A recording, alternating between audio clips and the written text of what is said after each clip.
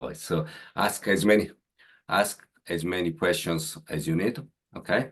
For the question, let's put the question on the chat, and then when we finish a slide and so on, we go back to the chat and we try to answer every single question. Okay.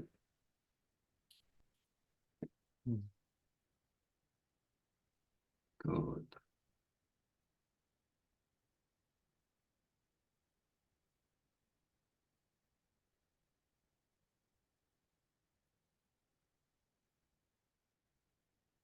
All right, we'll give it a minute or so, and then we can officially start, Giuseppe. Yes. So yeah, last minute, and then we start. We got already a few people on, which is great. And if somebody joins later, is okay. We are recording this event, so if you guys want then to re-listen to it, just send us an email and we'll send you the record. Okay.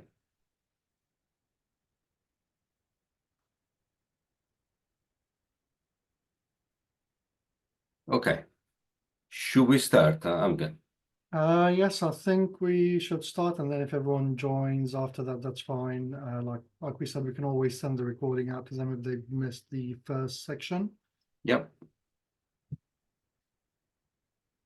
So, ladies and gentlemen, welcome to this webinar, which is focused on goldmine area for rent-to-rent, SA, service accommodation, and HMO, also multiple occupancy. My name is Giuseppe Leone, and I'm specialized in rent-to-rent HMO. Amjad is the king of rent-to-rent service accommodation. So, as I said earlier, let's make this presentation very interactive. If you guys have got a question, write it in the chat, and we will go through the questions during the presentation. Then at the end, there will be a Q&A session. And for those who are brave enough to stay the whole duration of this presentation, we will make a big announcement on something we are going to do in the next few weeks with Amjad, which is very, very exciting. So in the meantime, while Amjad and myself introduce ourselves, if you guys want to put in the chat your name, surname, your email address, if you want, we can send you all the tools that we are going to share during this presentation. Okay, so you just need to write your name, surname, your email address, and then tonight or tomorrow morning we are going to send you all the tools that we will show you during this presentation. Okay? Yep. Let's start. Right, so my name is Amjad Mikhail. Just will do a bit of introduction about myself. I specialize in service accommodation down here in Brighton, and it all started with a can of Pepsi. And how did it start with a can of Pepsi? I think the whole point here is my attitude towards learning and attitude towards wanting to build up my skills and move up in life. When I was about 14 years old, I wanted to work in this cafe at the beach, and the owner was saying all the time, no, don't need staff, don't need staff. But I was persistent. I was going there constantly. I just wanted to learn skills. I wanted to improve on myself. So then eventually he gave up and he said, okay, you can work for me, but your payment is going to be a can of Pepsi a day. And I was working for a can of Pepsi a day for 2 weeks down the beach. So this is how I started at a young age. I then went to university, graduated, went into finance, and became a bank manager. And then after the bank manager, I was headhunted, became a private banker for the NatWest Group. And then during my time there at the bank back in 2008, 2009, the economy just crashed and my clients were just having facilities pulled off out of them. And they were coming to me crying constantly, like, can you help? Can you help? I felt helpless, couldn't do anything. So I said to my wife, you know what, can't do this anymore. Can't see them, the people I've worked with, go under. And the top guys at the bank keep on getting golden handshakes, so I'm just going to hand in my notice. So she said, what are you going to do? I said, I don't know. I'm going to figure it out. So then left the bank and started learning the taxi knowledge, because I thought that's going to be the quickest thing I can do that will get me earning some money so I can feed my family and put food on the table. I became a taxi driver, but then in my head, I had an aim. I just wanted to get to the top level within the industry or within the sector. And I started proving myself. And I was then approached by the company directors at the time and asked if I would like to become a director in the company, to which I agreed. And eventually I ended up becoming the chairman of the largest company, or the largest taxi company down here in Brighton. I still wanted to challenge myself. I wanted to do more with my life. And I started looking at property investment, and then got into property and set up Fusion Property Solutions. And this is my SA company, or it was my SA company when I first started. Then I moved on to Fusion Holiday Homes, and Fusion Property Solutions became my asset building company, where I will buy, flip, or buy, keep, and then rent out to Fusion Holiday Homes, who then basically pay me for the management, or I pay them for the management, and they and that way we became more tax efficient. And I ended up setting my own group of companies to service my company. So ended up with a cleaning company and a linen company, all serving my companies, which made it very tax efficient. So we take profit from this company to this company and then to that company, super tax efficient, and all companies are thriving and serving each other. So that's me. Giuseppe? Well done. And you are in control of every single bits and pieces of your process, which is very, very important. Absolutely. Yeah. Quite impressive, eh? From a can of Coke or Pepsi to, having multiple properties. Very, very good. Well done. So a little bit about myself. My name is Giuseppe Leone, and in the last 7 years, I moved from full-time employee working for Shell, the oil company, to then next month moving to Mallorca. So can you see here, this arrow here? That's where I'm going to live for the next 12 months. And from there, we'll manage my 3 businesses that I created in the meantime. So how did I do all of that?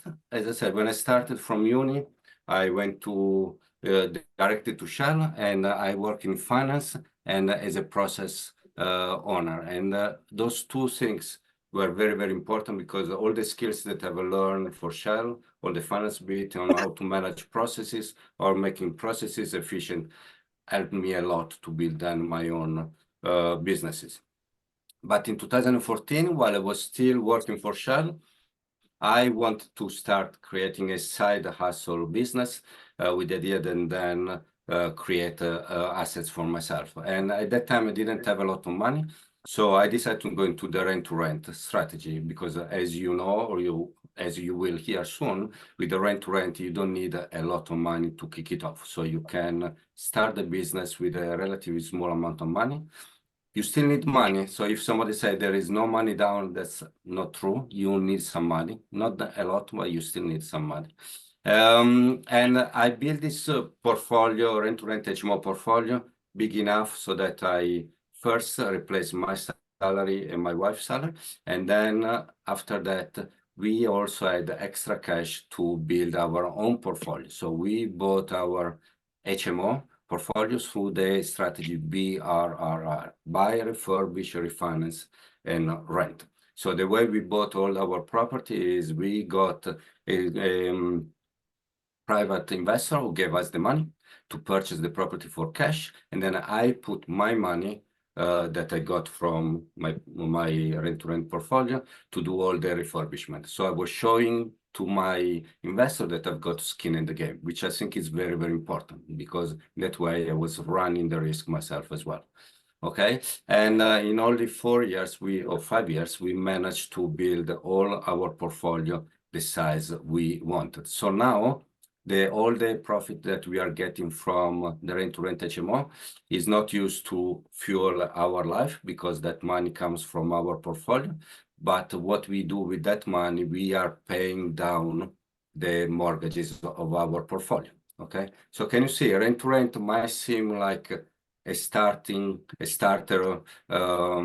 strategy, or strategy for newbies and so on. But if you use it in a very strategic way, you can do very sophisticated stuff. So for me, I'm using Rent-To-Rent as my own bank. So instead of going to a bridging loan company or another, investor and so on, I'm using the money from Rent-To-Rent to build my own portfolio. Okay, so try to think about all of that, on how you can maximize and utilize at the best the money from Rent-To-Rent. And then from 2019 to today, because I've been running and I'm still running today my Rent-To-Rent HMO business, I'm also a mentor in this strategy, and that's really my passion. Okay, and then, as I said, I'm moving very soon to Mallorca next month. Okay, so that's a little bit about myself. So I hope you get a little bit inspired by the journey myself, and I'm glad if we could do it, all you guys can do it. The only thing you need to do is to be very motivated, and as you have heard, both of us are very motivated, we're very motivated, and then ideally have somebody who can hold your hand to get you to end destination more quickly, making less mistakes. And property mistake means money and stress. If you can reduce the amount of money you waste, you can reduce your stress, that's a winner situation. Okay, so over to Alan. What is Rent-To-Rent SA? So SA is serviced accommodation, it's Airbnb. It's basically renting a property from the landlords and then renting it out as a holiday let to guests. So Rent-To-Rent is effectively having control of a property that you don't own, but you still make money out of. So the process is simple. The first thing is the landlord. So you go to the landlord and rent the property, the house, the flat. A typical agreement is usually 2 years plus. Then you guarantee the rental income to the landlord, so they don't need to worry about voids, non-payments. Plus you take on costs such as bills and maintenance. That will also include like minor maintenance issues, anything like boilers, pipes, roofs, that's the landlord's responsibility. Okay. Next one, so as we said, service accommodation is also known as SA. And when you take on this property, you then go and advertise it on all the different platforms that are available to you, which includes Airbnb, Booking.com. They're the main two that are well known. VRBO is up and coming. You get a lot of Australian guests. Silverdor, if you're targeting the contractor market. Google Holiday Homes, and most importantly, your website. Your website is very, very important, because that's what's going to attract direct bookings to you, and then you end up minimize your outgoings by reducing or eliminating the cost of the commission to the OTA, which is the online travel agent. Okay, there are some tips and tricks on how you can convert the booking from the OTA, the online travel agents, to a direct booking, but this is something that we can cover at another time due to the time limits that we have today. All right.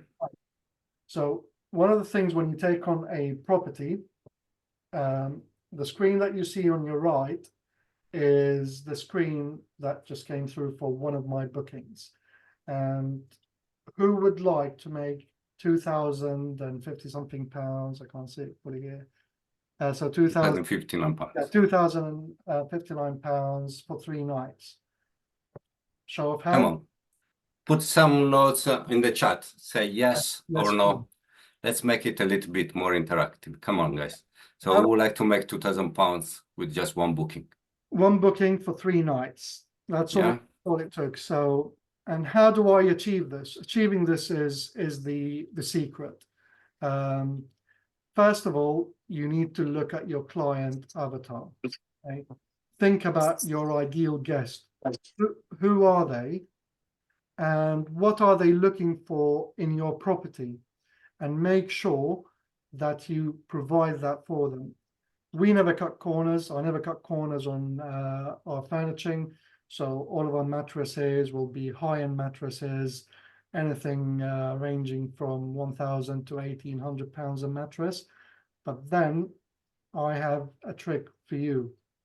For those who follow on what we say and what we do, I will give you access to my suppliers, and we can literally you can get these furniture at a fraction of the cost from the suppliers I use. So basically, you will get the same deals that I get from the suppliers.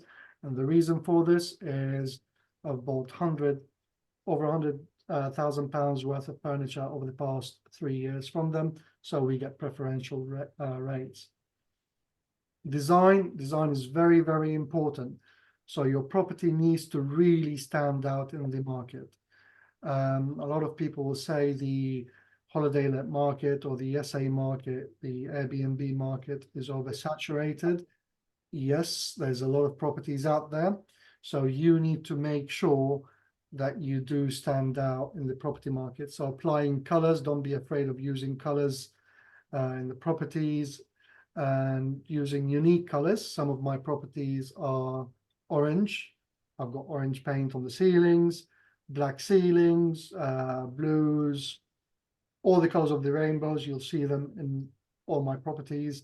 Every property is different. And then when we talk about the design session, I'll go into more details about how I design them and why I design them that way. Okay. Listing optimization, that's also very, very important. It's making sure your listing is talking to your ideal guest or your ideal client.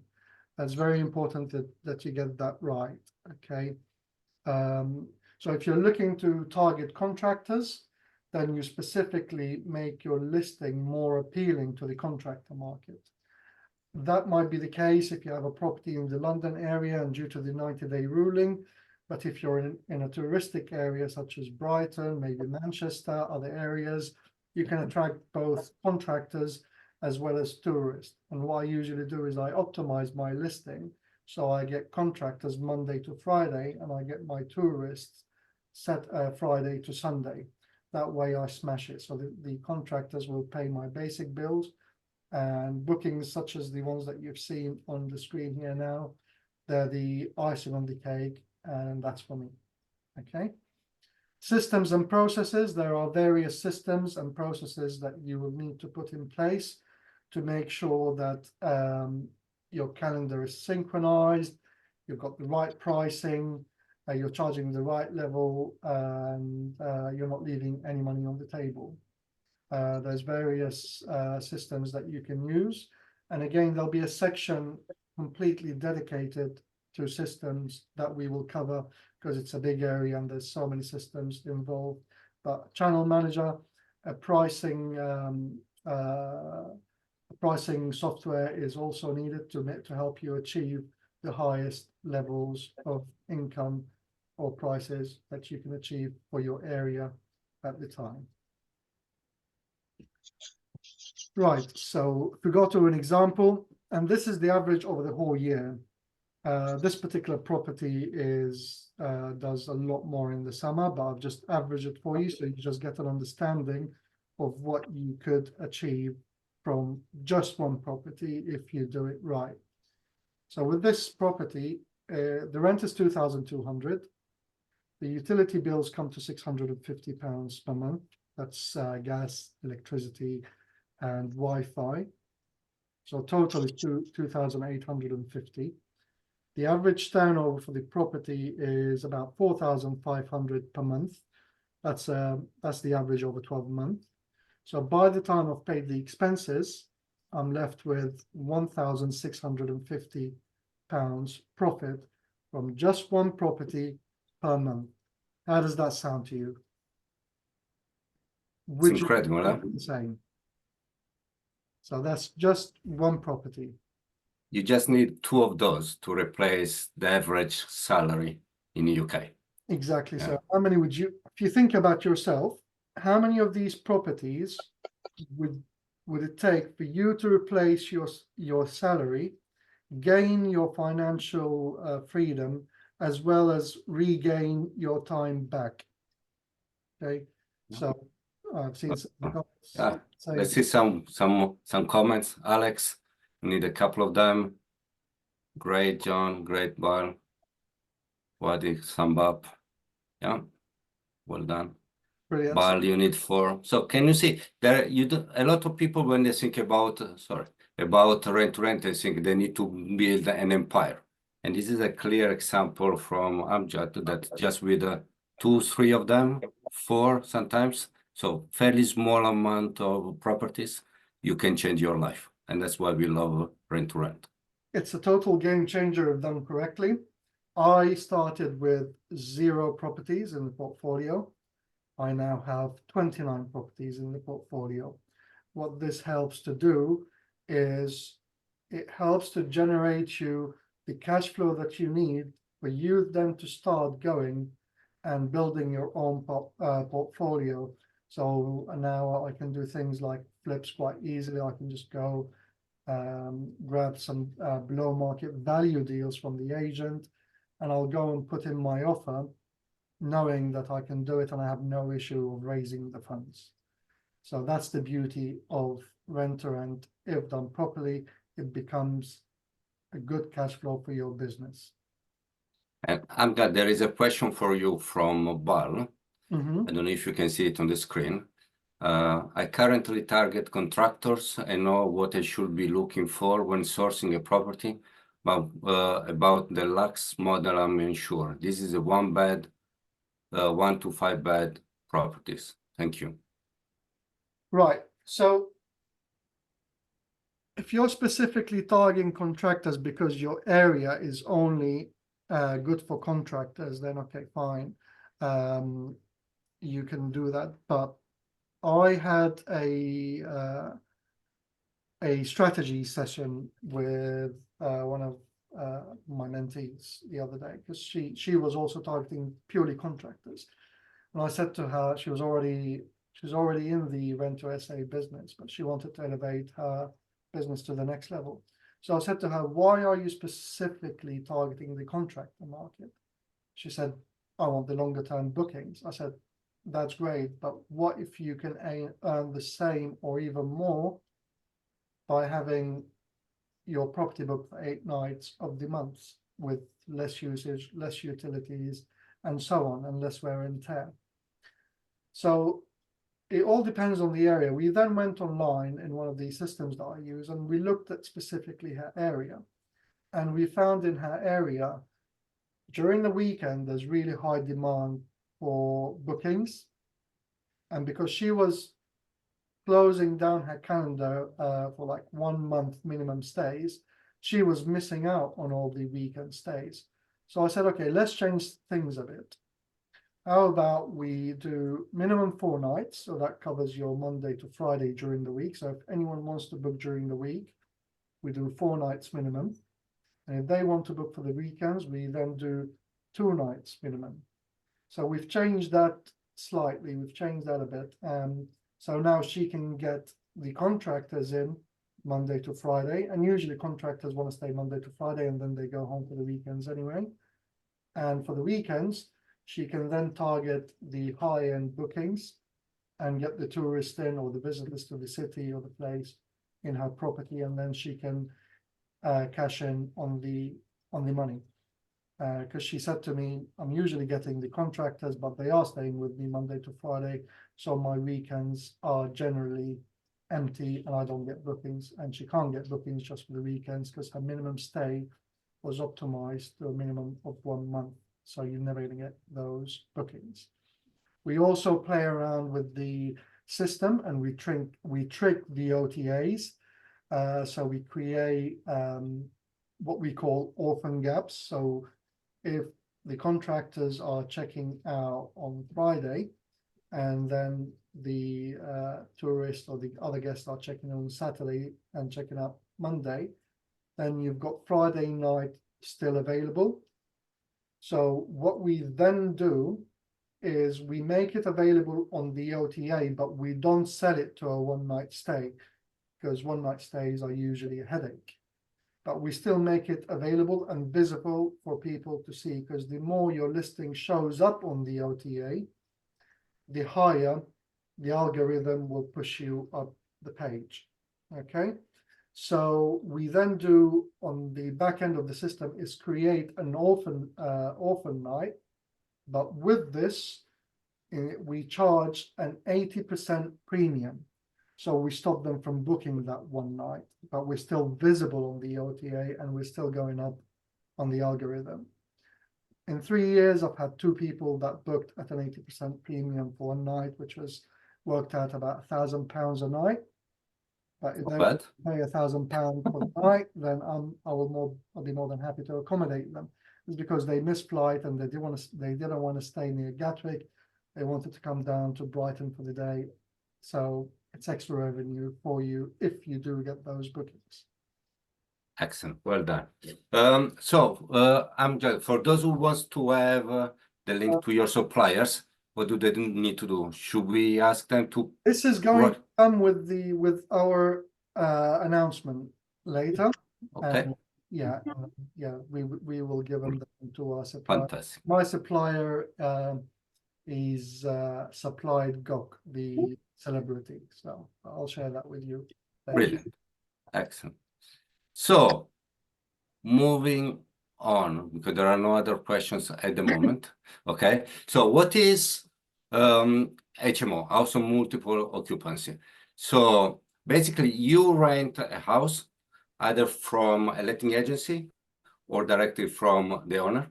I personally prefer, and I built all my Rent-To-Rent HMO portfolio mainly through letting agencies.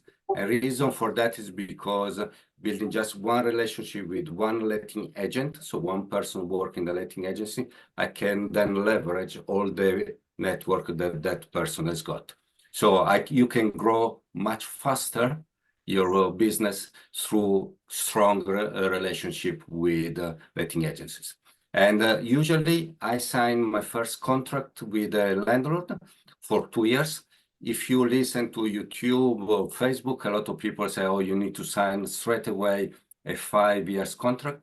I personally disagree. The reason why I disagree is because if you put yourself in the shoes of a landlord who I've met you just for half an hour, you're asking this person to give you the keys of this place for 5 years, and he cannot get out of that contract. That's quite overwhelming and scary. So the way I've done it, I always got a 2 years contract. During those 2 years, I built a relationship with the landlord. And by the way, it's also to protect yourself, because sometimes you may not like the landlord, you want to get out. In 10 years of my career in this business, twice I had to give the keys back to my landlord because he was not fulfilling the duties he signed in my contract.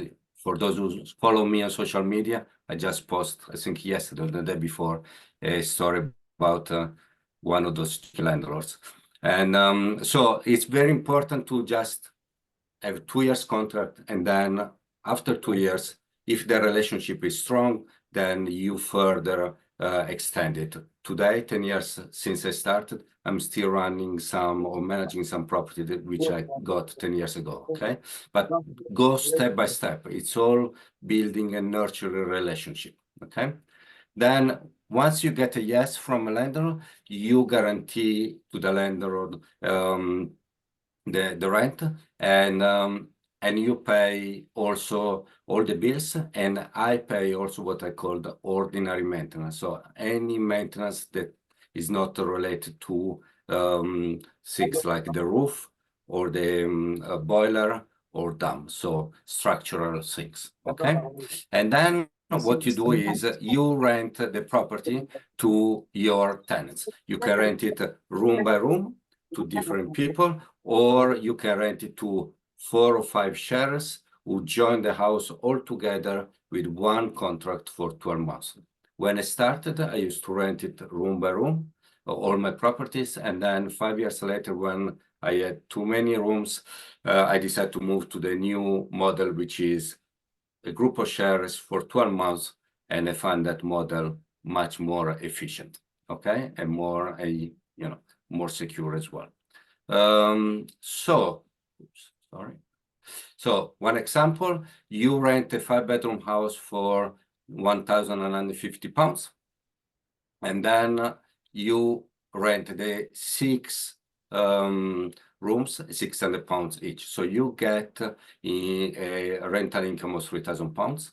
And then to work out your gross profit, so the profit you make from that house, you need to deduct from £3,000 the rent to the landlord, and then the gas and electricity, and then the water, broadband. Broadband is very important. It's probably like in the SA property with the Amcat, you want to give them the fastest broadband on the planet, okay? Because that's the first thing they ask. As soon as they open the door, say, what is the Wi-Fi code, okay? So don't economize on internet, on Wi-Fi, because it's a forced economy.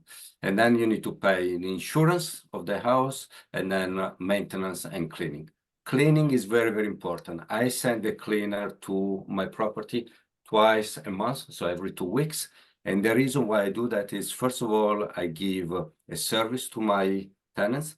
Bear in mind, the cleaner cleans all the communal areas. She doesn't go into rooms, okay? But more importantly for me, she is my ears and my eyes. So when she goes in, if she sees or smells something that is dodgy, she reports back to me. So every 2 weeks, basically, we do a mini inspection. And this is a massive selling point for the landlord, because when we talk with them, we say, well, compared to the normal or the standard letting agency, who does a check into your house once every 3 months, more often every 6 months, we do an inspection every 2 weeks.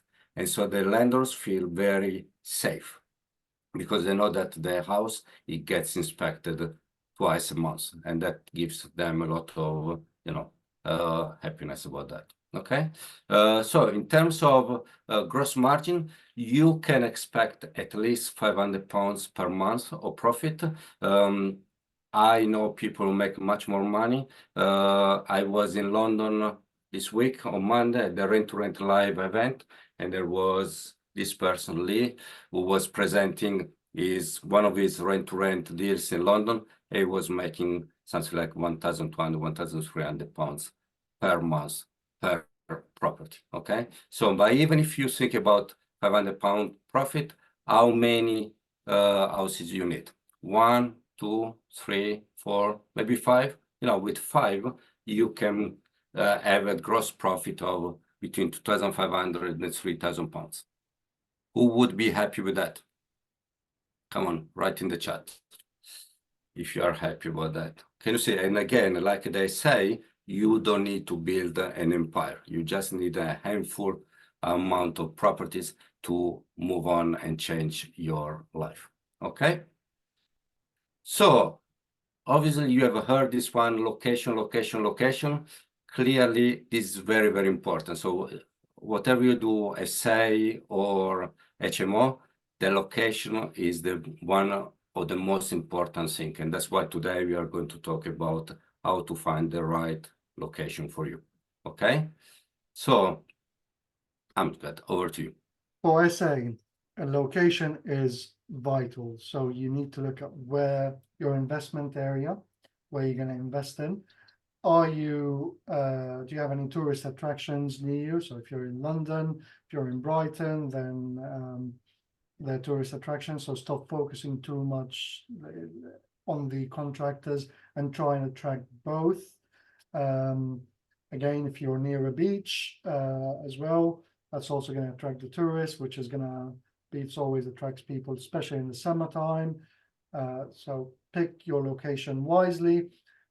Don't go for a property that's in a state, in a council state, and then mark it as a high-end property, because that's not going to work. So invest in in the town centers and close to attractions. Yeah, instead for HMO, the house needs to be, you need to choose your target tenants. And ideally, you want to have multiple stream of tenants. Like I'm here in Bristol, and I'm lucky because I've got two very big universities, okay? Or I've got also a very, very big hospital. So I've got the biggest hospital in the southwest of the city, okay? But I also got a lot of big corporations. So there is Airbus, MOD, Rolls-Royce, and so on. So you need to first choose who is your target tenants, and then make sure that the house is near to that the place where your target tenants goes.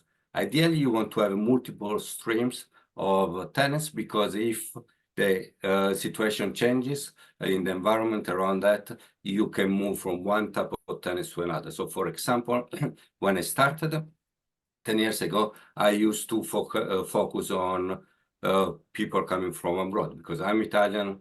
My wife speaks 5 languages, so we were targeting Italian, Spanish, French people.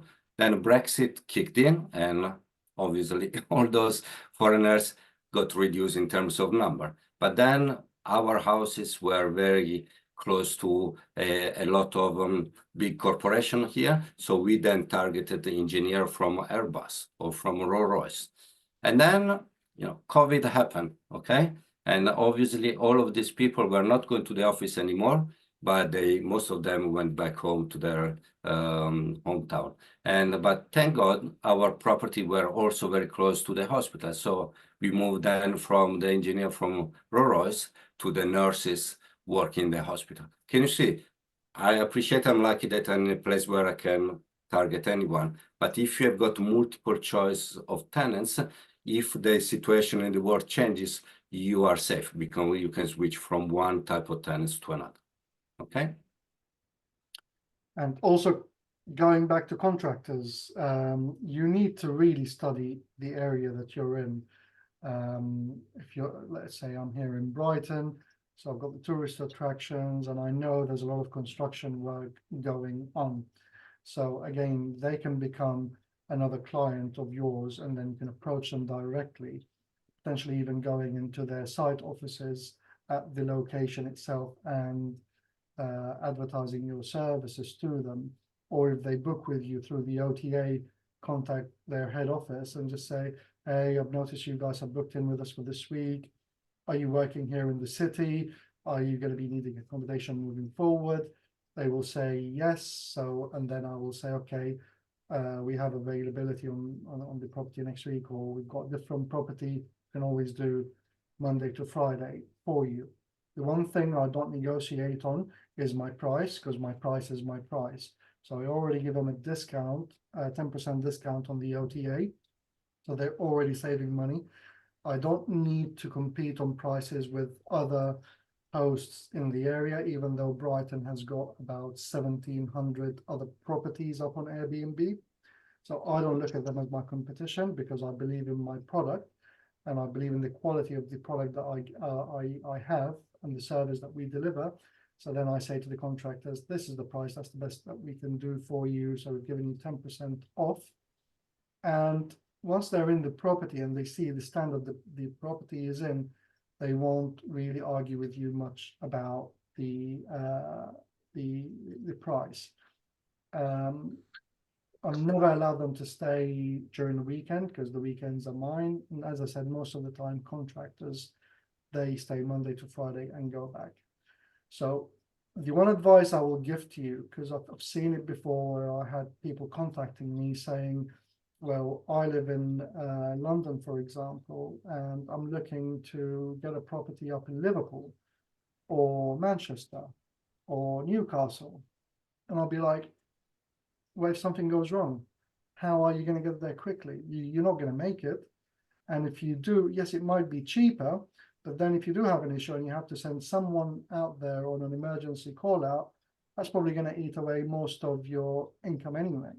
So start off with the area that you live in, or within 30, 40 minutes, 45 minutes maximum. Start in the area that you live in. And then once you develop all the systems and processes in place, and you're confident, and then you can grow your team and have teams elsewhere in different parts of the country or even overseas, because that principle can be applied anywhere in the world. So it can be applied in Australia, it can be applied in the US and Canada. They call it arbitrage over there instead of rent to rent. You can still apply the process, copy and paste it anywhere in the world. But start off in your area first. Get it right. Be confident on it before you start expanding and going national or overseas. Don't forget that serviced accommodation is a hospitality business. And whoever tells you it's a passive income and it's get rich quick overnight without you doing nothing, that's completely false. You do have to put the efforts in. You do have to be there, be available, respond to guests. Luckily, I went through phases of cleaners, and then when we started we bought it all in-house. I've got some amazing cleaners that work with us. They are a godsend, absolutely phenomenal at what they do. They keep an eye out on the property, like Giuseppe has said. If they can do something themselves, and they will just go and do it. If not, they'll report it to me with pictures. And then if I forget to do what they've asked me to do, or the maintenance in a certain property, they will phone me and moan at me and nag at me. Oh, you haven't done it. Can you just go and do it? I was like, oh, yeah, bloody hell. Thank you for reminding me. And do it. Excellent. So your team is very important. Yeah. No, sorry, Giuseppe. No, sorry. So to your finish. And the point of build your business or the portfolio as close as you can to yourself applies also for HMO. You will see very shortly when I show you how I calculate my goldmine area. And it's not only because your time to go there that is faster, but also my strong suggestion, try to build a portfolio all together. So I spoke with someone a couple of weeks ago, and he said, I've got one property in this place, one property in the other one over there, and they were all scattered around. Okay, they were all good areas, but then this guy has to spread himself very thin to go from one house to another. I build all my portfolio in just 3 postcodes in Bristol, and I've got houses where there are 3 or 4, they are even in the same road. Okay, 3 of them, they are one next to each other, one opposite to it. And that gives you a lot of economy of scale as well, because when I send my cleaner, the cleaner can clean, 3 houses in one day all the time. She needs just to walk from one house to another. So she will charge me less because I book her for a full day. She doesn't need to use petrol to go from one property to another. And so there are a lot of advantages to that one.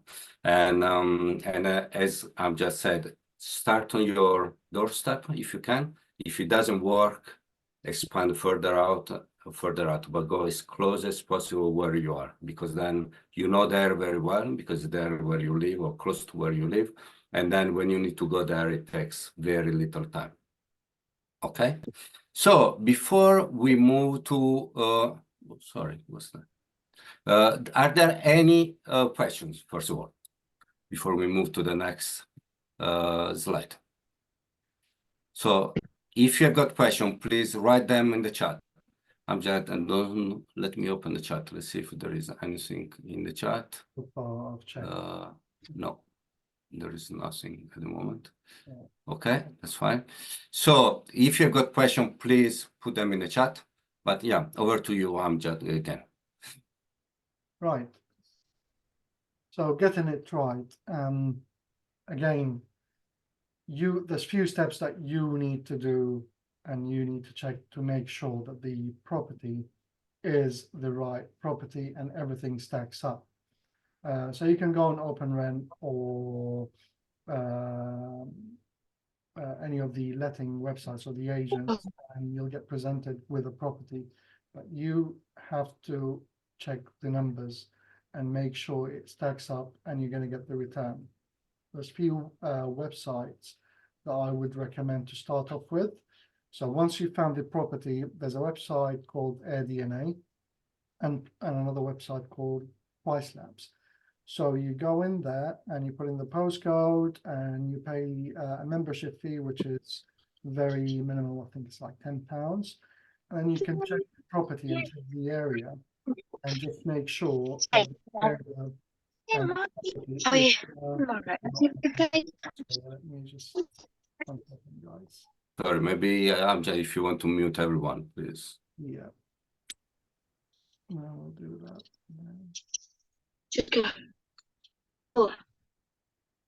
Right. Can you hear me? Yes. Yep. Right.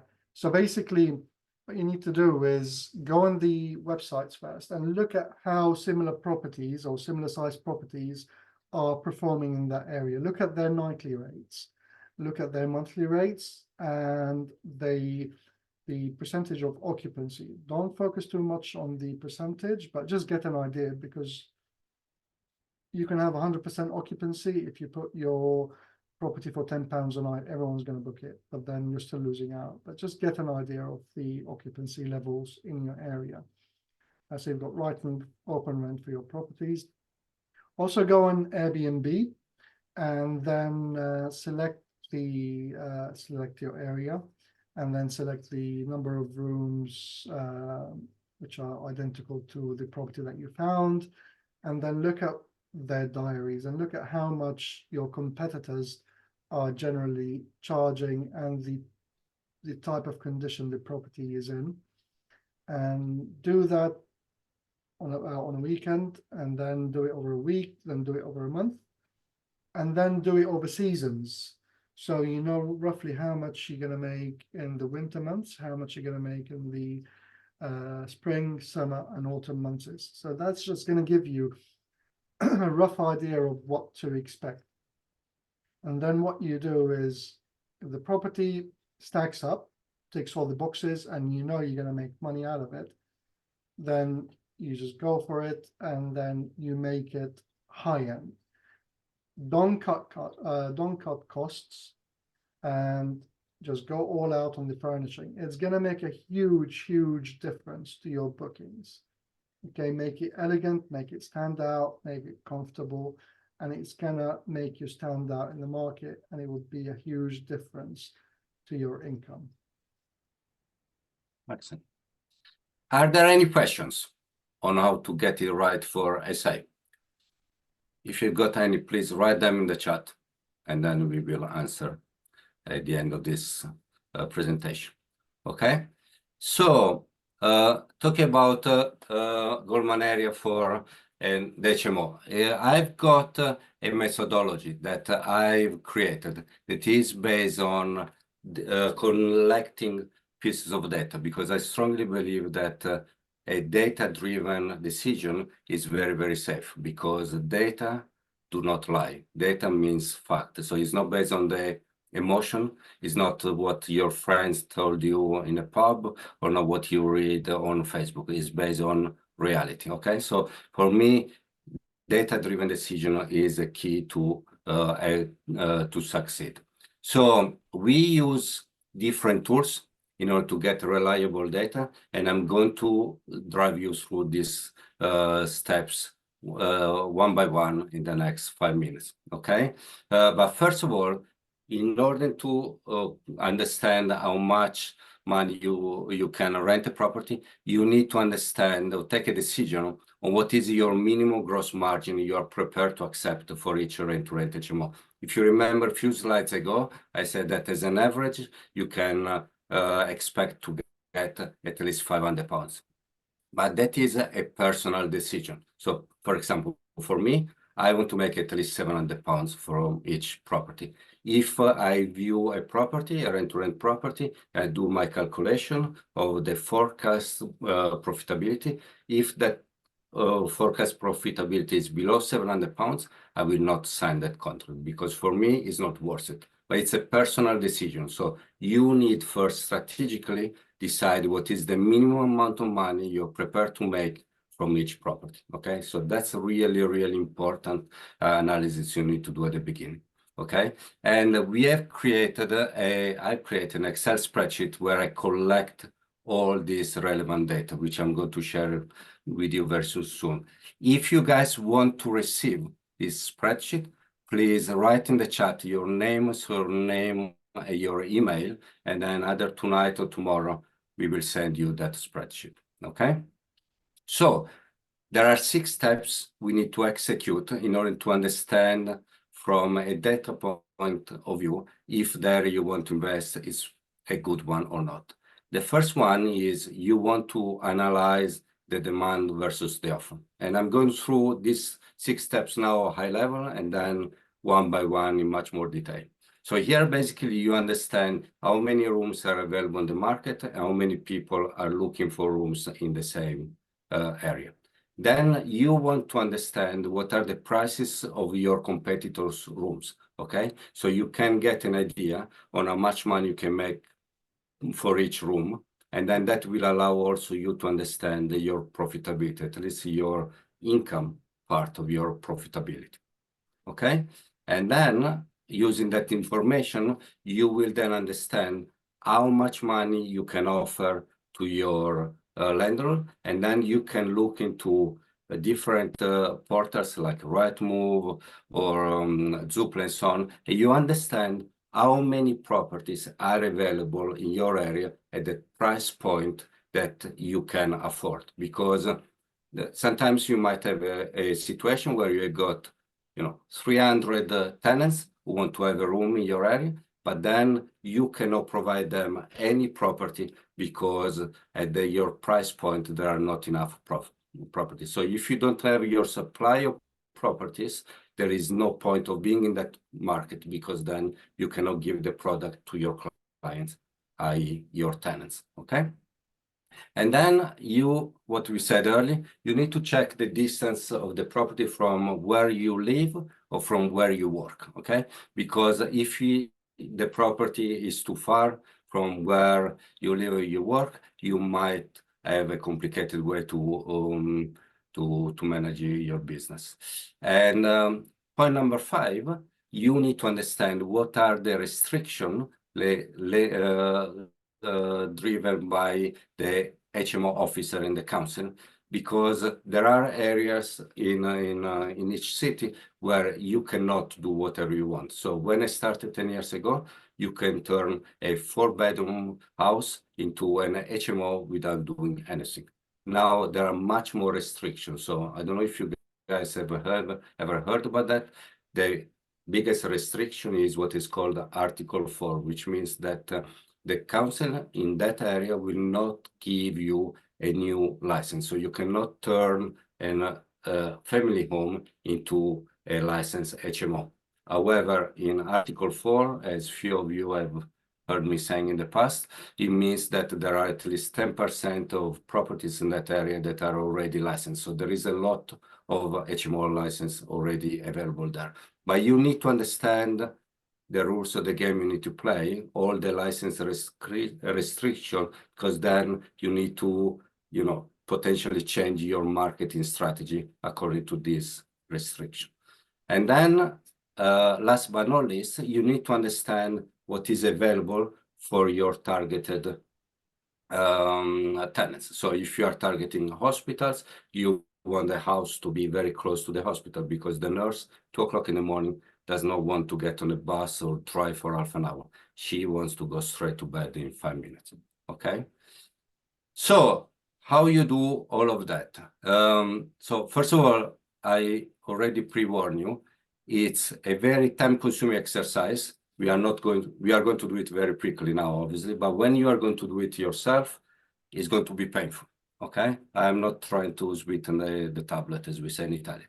But the beauty of that is if you assign good amount of time to this exercise, you will not regret it, okay? Because then you will invest in an area that scientifically is proven to work, okay? Any questions so far? If you got any question, please write them in the chat, and I'm just, maybe you can monitor the chat. If there is anything for me, I can stop it at any time. I'm keeping Yeah. on it. Yeah. Excellent. So, how do we do it? So let me share you, first of all, the spreadsheet. Can you see my spreadsheet as well? Okay, do it this way. Sorry. Can you see the Excel spreadsheet here? Yeah, Amjad, can you see it? Yep, I can see it. Yeah. So the Excel spreadsheet here is made of 3 tabs. So that's the summary tab where you are going to enter all the data. I'm going to show you how to do it. But basically it's color coded. So the first few columns, this one here, is to calculate or to capture the data about how many rooms are available versus the rooms wanted. So how many people are looking for rooms. Then these 2 columns here are used to capture how many properties are available in the price range you can afford. So this is your supply of properties. And then in column I and J, you capture the distance from where you live or work to the house you are trying to rent. And then in column K and L, you capture any restriction given by the legislation. And last but not least, in column M, you put anything that is available for your tenants. And then the most important column is column O, where all this data is captured together. You will have some points, and then you can decide scientifically which is the best area to invest. Okay. And as I said, if you want to have this spreadsheet, please write your name, surname, and email in the chat, and we'll send it to you later. So let me go back to the presentation. I will jump from the presentation to the Excel spreadsheet a few times just to let you understand how to do it. So step 1 is how to calculate the demand versus the offer. So you need to go into Spare Room. Spare Room is the main portal where everyone who is renting rooms advertise their rooms in a Spare Room, and everybody who is looking for rooms goes on Spare Room to look for them. Okay. So first of all, you go on Spare Room and you select rooms for rent. Okay. And I did an exercise a few days ago on Liverpool just because my son is a Liverpool supporter. At that time, there were 651 rooms available. Okay. So these are the rooms of my competitors. And so you put that information here in column D in the summary tab in the Excel spreadsheet. And then what you do is you go back to Spare Room, but instead of selecting rooms for rent, you select room wanted. So these are the people who are looking for rooms in the same area. So again, in Liverpool. When I did the exercise, I had 446 people. So if we go back to the Excel spreadsheet, you can see here those numbers: 466 people looking for rooms and 651 rooms available. And automatically the system does a ratio, so divide one number by another. You can see that the ratio is 0.72, which means that there are more rooms available than rooms wanted. So in your opinion, is that a good situation or not? No? So no, why not? Can anyone explain me why not? If you want to do that. So anyone writing any, or if you want to go on unmute yourself. Yeah, more supply than demand, correct. Higher demand, higher than enough, correct. So basically, there are more rooms available than people looking for them. So obviously, the tenants, potential tenants, have got the choice to choose multiple rooms, and that puts you in a very weak position.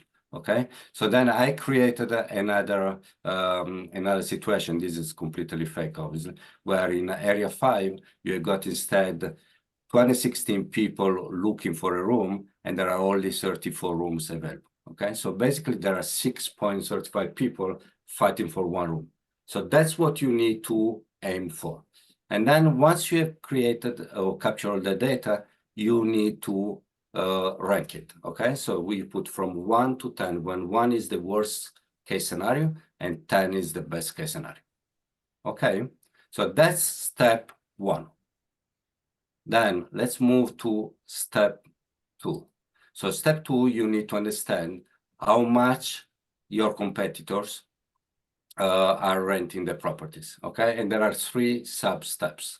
So the first one, you go again on Spare Room, and you choose again rooms for rent, so your competitor's room. And then you write all the rooms available in the tab spare room data in the Excel spreadsheet, okay? And this is painful because there will be areas where you need to write 500, 600, 700 rooms there. But the more precise you are, the better it is, because then what this Excel spreadsheet does is it creates an average. So in this example here, there were 3, 6, 9 rooms, and in that area, the average of the room is 406 pounds, okay? So now you know that as an average in that area, each room cost or is priced or rented at 406 pounds.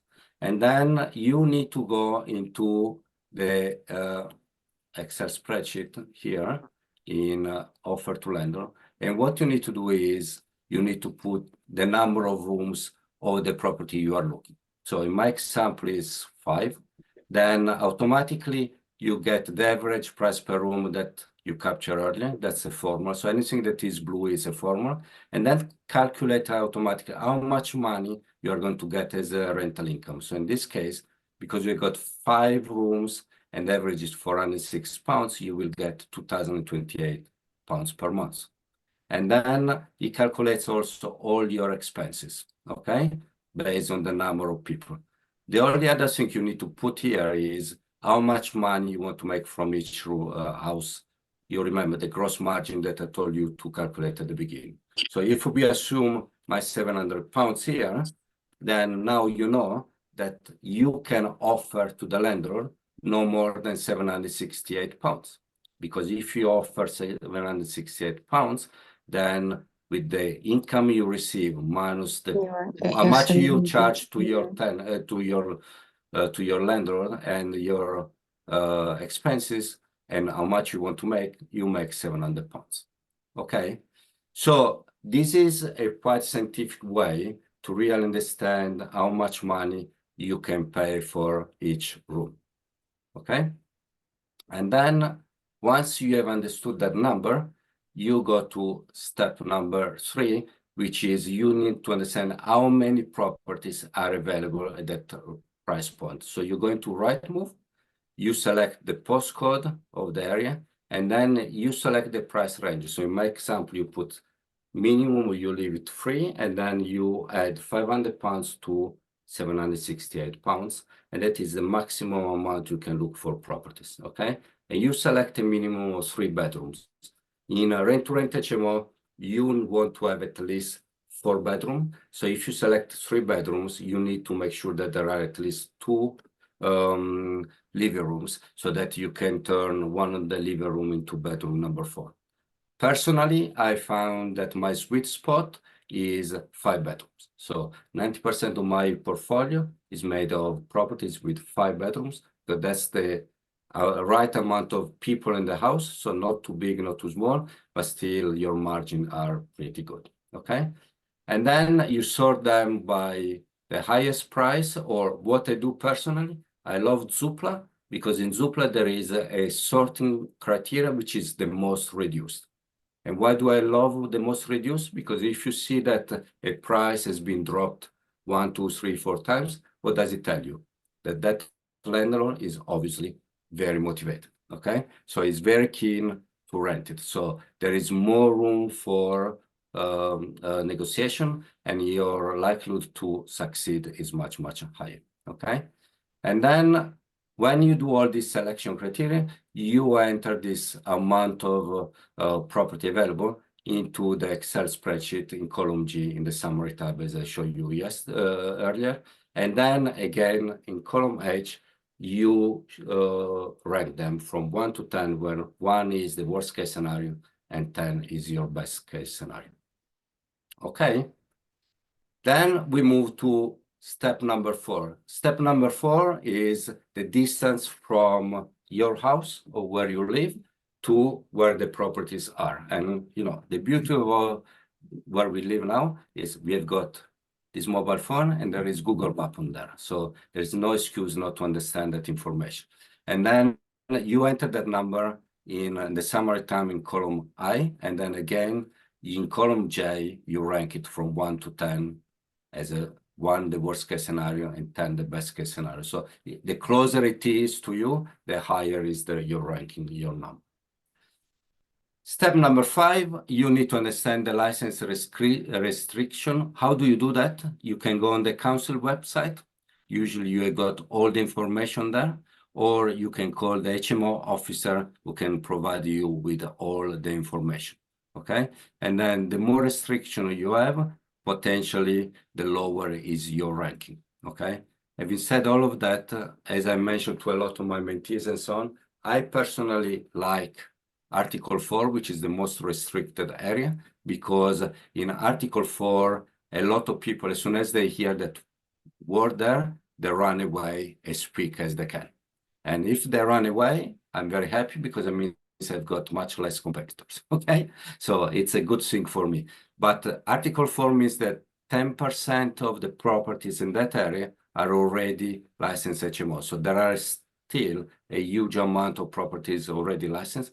The only thing it needs to change is your marketing strategy. So you cannot target a family home and turn it into an HMO, but you need to target already licensed HMOs. And there are different ways to do that, which maybe we can have another webinar in the future where we can go through all those strategies as well. And then in step number 6, you just report all the amenities or all the facilities that are available for your tenants, okay? Jobs, hospital, universities, pubs. You really want to have a house where there is at least a supermarket, a convenience retailing shop nearby, because at least in my case, 95% of my tenants don't drive, okay? So they walk everywhere. So they don't want to, walk to the supermarket for miles and miles, okay? So the more things that are around the house, the more amenities around the house, the more attractive the house is there. And if the house is in a convenient location, the tenants will stay in the house longer. And if you create a house very high spec, similar to what Amjad does, I do the same for my HMOs, the tenants stay in the house much longer. They treat their house much better because it's a beautiful house. They are happy to pay a premium because they feel like they are almost in the hotel. And so they love that. They're prepared to pay much more. And you got less competitor because the average of the properties at least in Bristol, are completely average, magnolia walls and brown carpet, okay? But that is a market that I call Vietnam. It's a war. Everybody's fighting, and the only way to fight is you lower your price. I don't lower my price. I position myself in the luxurious market and I don't change my price. But still, there is a big number of people who want to live there because they love living in a beautiful place, okay? And so once you have captured all of that, if we move back to the Excel spreadsheet, you will have captured all the information here, okay? All the 6 steps I've just mentioned. And then eventually in column O, you have got a score. The highest score wins. So in my example, area number, what number is it? Number 5 is the winner because I scored the highest number, okay? So can you see now, we have taken a decision now, not on my gut feeling, not on Facebook or not on my mate in the pub, but based on data we've captured so far. So I feel that very comfortable that I can invest in that area because it's a successful area. Okay. So I appreciate it was a little bit complicated. You need to go through it a couple of times. So as I said, if you want to get the recording of this webinar, we are happy to send it to you. If you want to have my Excel spreadsheet, I'm very, very happy to send it to you. Just put your name, surname, and email address in the chat, and I will send it to you. Okay, I hope you found it useful. And now let's open the floor to any questions. Excellent. Just quickly, Giuseppe, before we open the floor to the questions. Yes. Due to time constraints, there is a similar spreadsheet purely for SAs, but again, due to time limitation, we couldn't compact it in within this session, but that will also come in future sessions. So for those who are interested, it will come, but potentially maybe in the next session or so. Okay, so now we can open up for questions. Right. Excellent. So Go. let's see. I'm just going through the chat. Let's see if there are any questions. So Raj, you ask, can you let out rooms for a couple of months as SA where HMO license in Article 4 area is not possible? So if it's for SA, Article 4 doesn't impact, correct, Amjad? So Article 4 is just for HMOs, It is. okay? So you can, if you are in Article 4, you don't run it as an HMO, you run it as an SA, and you can do it, Yes, you can. okay? So, Because it's but commercial. pardon? It's commercial, so it doesn't fall under Article 4. Correct. So you can do it per rooms. I know people that do it. They've got a 5-bedroom house, but they do it per room. It's not my favorite model. I prefer doing the whole house than per room. But if this is what you want to do, then yeah, you can do that. It's a completely different model. It's commercial, so it doesn't get affected by Article 4 whatsoever. In our 1-bedroom properties, we sleep up to 6. In the 4-bedroom, 8, sometimes 10, depending on the size of the property. And again, these are properties that are not necessarily HMO licensed. It's a completely different setup. So yes, you can do it. Yep. Yeah, but my question was mainly what sort of paperwork is required if There's no such thing as paperwork. There's no regulation as such just yet. There's no licensing for SAs at the moment. Right. So you can just find a property, set it up, list it on OTAs, the online travel agencies. So no paperwork is required. Right. So in that case, if the property is in the Article 4 area, right, if there is an investigation, you could say he's a guest, not a tenant. No, you can't, because No, you can't do that. No. where's your evidence? Right. Evidence? So at least with the OTA, you've got booking that's coming through the online travel agency, or you've got records of the booking being made directly through your website or your booking systems and the proof of payment. So if it was ever requested, it's there. So yeah. And Raja, it's very, very important, and this is not a critic, obviously, to be 100% compliance in here, because if they find out that you are running a no compliance HMO, you get in big trouble. And in fact, if somebody dies in a non-licensed HMO, even if he needed an HMO license, you end up in jail. So it's really not worth doing that. No, it's not about that. I just wanted to differentiate between, let's say, if someone is looking for a place in let's say it's a 4-bedroom house, we found 2-3 people looking for a temporary accommodation for about 3 months, 4 months, whatever happened to their situation, let's say temporary job or insurance situation where their house is being dealt with by insurance. And in that scenario, can we let out on a short-term basis? It's like an SA, right? The point is you need to list it as an SA. Okay, so you need to have proof that the property is on the OTAs, or you've got they've booked with you direct as a short-term rental.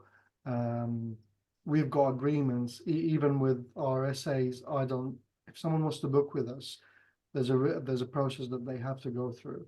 So we have our own agreements that the guest will need to sign, regardless of where they've booked from or what channels they booked through, and ID. So as long as you can prove that it's being taken on as a short-term holiday let or a short-term rental in SDR, and you have evidence of that,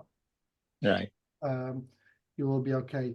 But then you need to, like Giuseppe said, you really have to be compliant. So if it's an HMO, it's an HMO. If it's Yeah, no worries. No, my question was mainly when there was a direct booking, basically, instead Yeah. of Airbnb or booking.com, those sorts. Yeah. yeah, absolutely. That's Okay. absolutely fine. Even if it comes directly through you, because the whole point is once you set up the SA, Yeah. it slowly turn the lookers into bookers and then into direct bookers. So they Mhm. when you save on your cost. So that's absolutely fine. Right. Cool. Excellent. Okay. Thanks, Raj, for your question. So the next one is from Alex. Do you target existing HMO if in Article 4 areas? Yes. So that's the only thing you can do. So in Article 4 area, Alex, you can only target existing already licensed HMOs, because in Article 4, you cannot turn a 4-bedroom or whatever, a family home into an HMO, because the council would not give you any license. Okay. So, and is it difficult to get past the lender objection with regards to your offer, which is lower? So first of all, it's not always lower. If I do my calculation or my predicted profitability, if I can offer the asking price and still achieve the margins, you know, the famous number that I said, £700 in my case, I'm not going to negotiate it, okay? Because you know, I don't want to have a reason for why my negotiation might fall apart. Okay, but if I have to negotiate down the price, the way you can win the yes from a lender is you need to show the lender all the benefits that he's getting at a lower level. So one of them, for example, is it's completely hassle-free. So they will not get one single question, one single telephone call from you or from the tenants. The second one is you give them financial stability, because even if the house is empty, you are still giving them the agreed guaranteed rent. While with a normal letting agency, if the house is empty, they will not get any money for that period of time. Okay. And the third point that is always very good is you are offering them a long-term contract. So there is not a lot of turnover in your properties. And you, again, as I said earlier, we send a cleaner there every 2 weeks. So we do mini inspection twice a month. And these are all winning points. But what you need to understand, Alex, and everyone, is this is a completely numbers game. So you will talk with 10 landlords, you will convince 1 or 2 of those.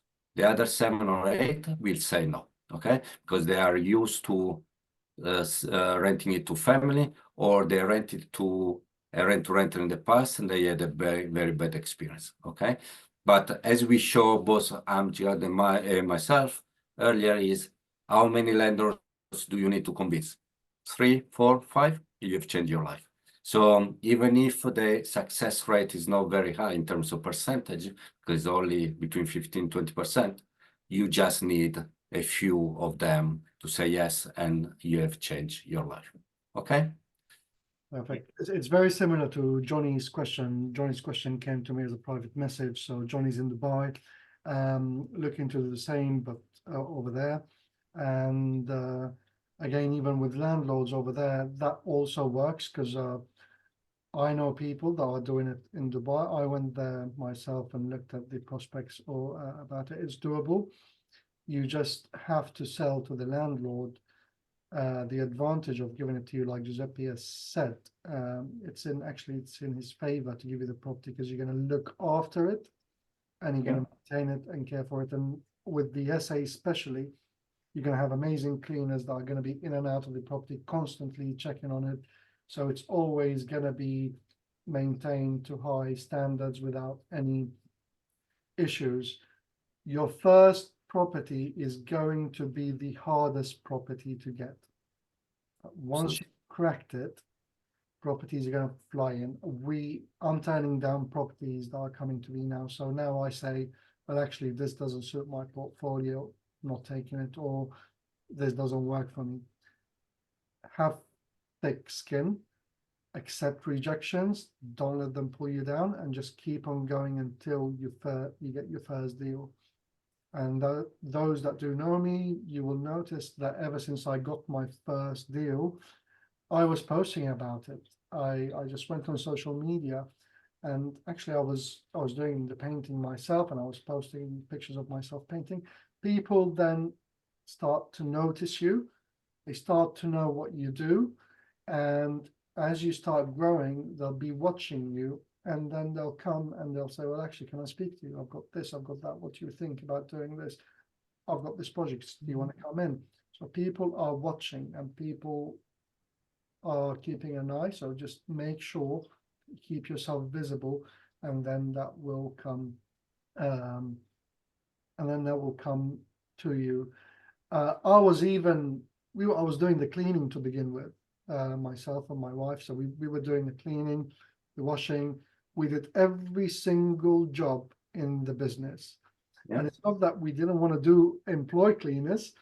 We wanted to understand the business inside out. So when we start scaling, we know exactly what to look for. And I'm sure Giuseppe did the same. So Absolutely. Yeah, I even painted myself, and I discovered very quickly that I should have delegated very quickly because it's not one of my skills. But at the beginning, you do everything yourself. Okay. And then what we did is we created an operating procedure. So we, put all the steps it needs to be done for every single part of our business, so that then after 1 year, when we hire our first employee, we gave this instruction book basically to that person, and they will execute in the activity as we wanted them to execute. Okay. And then because we did the job ourselves at the beginning, I did, tenant finder, I show the house to tenants and everything else. Then I can judge if my employee is doing a good job or not. But I agree with them. The first one is always the most difficult one. And also because even if you have studied a lot, you had a mentor, everything, because you have not succeeded yet in getting the first yes, you don't feel very comfortable or confident. Okay. Then when you get the first yes, then your confidence shoots up to the sky. Okay. And then when you talk with the landlord, you say, well, I'm already managing one property, okay, or multiple property. So you sound more advanced in your journey, and they give you more yeses. I had one mentee in 2 years ago, and he got 38 rejection before getting the first yes. Okay, so that's a lot of no's on his face, but he didn't give up, because as I told him, his numbers game. At one point somebody will say yes, and when that yes happens, then he starts flying. And now he's got portfolio in Bath and one portfolio in Cheltenham. He's doing really, really well. Okay, excellent. So are there any other questions? I've gone through all the chats. And I don't think I missed any other questions, but yeah, guys, have you got anything else you want to ask? Otherwise, there is a big announcement that Amjad and I can do. Any questions? No? Okay, so I'm good. Let's move to the next one, and over to you. yeah, we've got some really exciting news, guys, that we wanted to talk to you about. Giuseppe and I were in deep conversation and thinking of how we can give back to the community. So then we've decided that we're going to do something that has never been done before at all, and we're going to combine both of our knowledge together and our experience and expertise in these areas, and we're going to deliver something big. Giuseppe, do you want to reveal it? I leave it to you. Okay, I'll go to the next slide. So we're going to be doing the sequence. Okay, the sequence is where we will be teaching you everything that we do step by step. We can't do this all in 1 hour. So so far it's taken us almost an hour and a half just to cover one area. So as a way of giving back to the community, we will do this sequence and cover different stages of the business on a weekly basis, and it's going to be completely free of charge. So as a way of saying thank you and giving back, we are not charging for this, and we're going to be teaching both SA and HMO, and we're going to go through the full model of both businesses. Okay, so I'm really excited to share this with you guys. It's like I said, it's something that's never been done before by any other mentor, coaches, or anyone else. It's literally something that we've came up with the other day. We were talking about it and we said, you know what, let's do this. Let's give back to the community. And you guys are the first to know about this. Yeah, and we will go through the end-to-end process. So from setting up a business, okay, from really the basics to the last modules, which will be how to scale it up. So that as I'm going to do from next month, you can run multiple business remotely from, a beautiful white sandy beach in Mallorca, okay? And so as Amjad said, it's going to be weekly, once a week, for an hour and a half, always the same day, the same time. We are going to announce it very shortly. If you want to get that information, be involved in all of that, please write in the chat your name, your surname, your email address.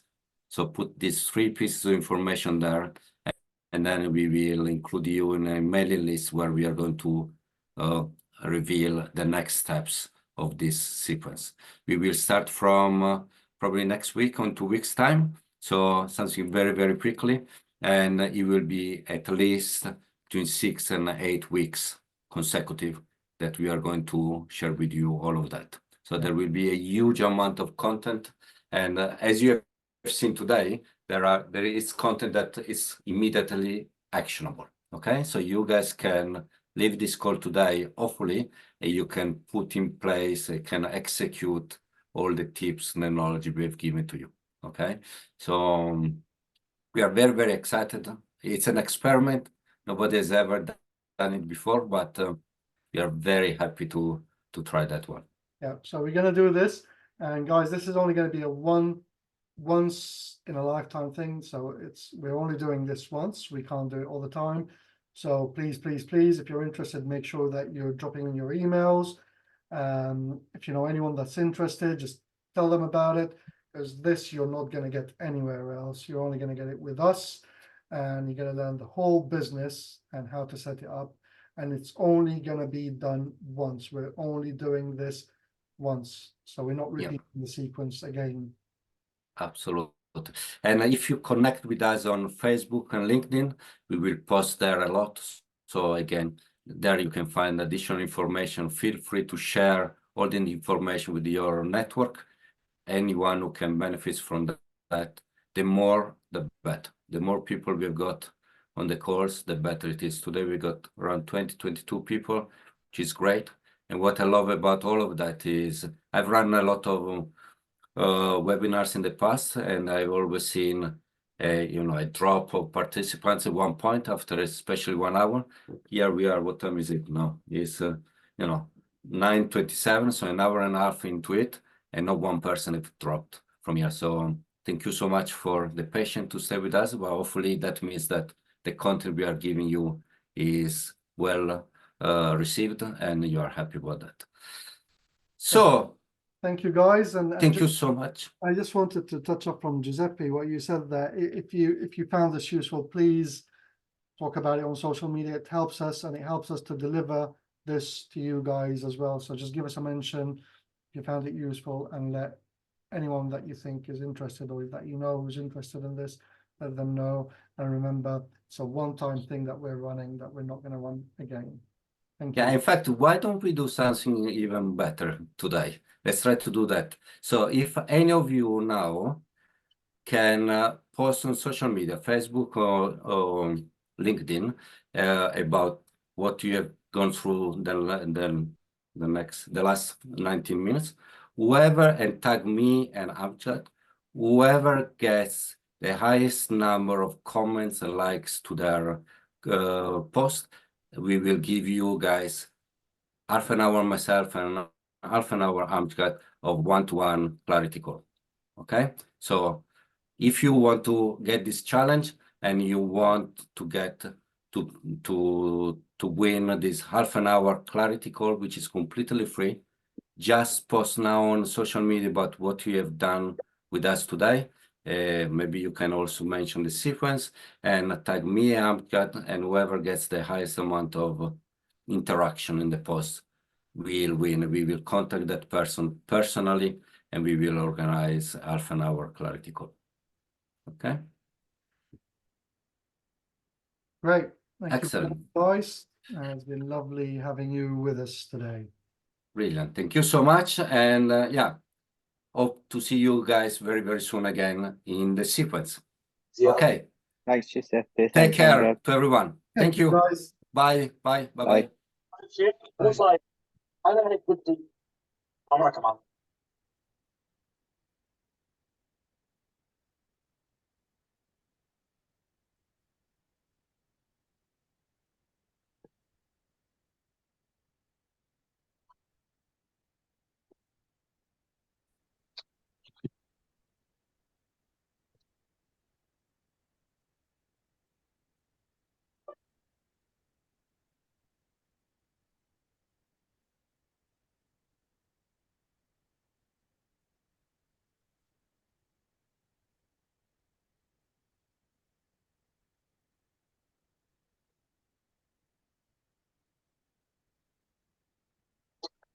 لا بتعمل ايه جوزيبي؟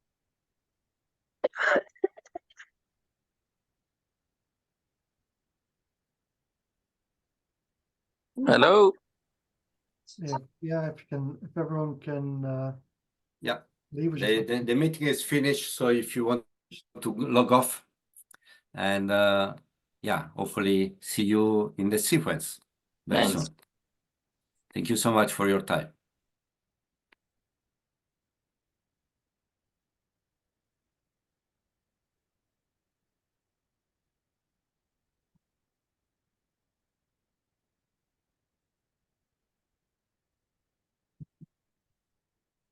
Amjad, you can yeah, close for everyone now if you want.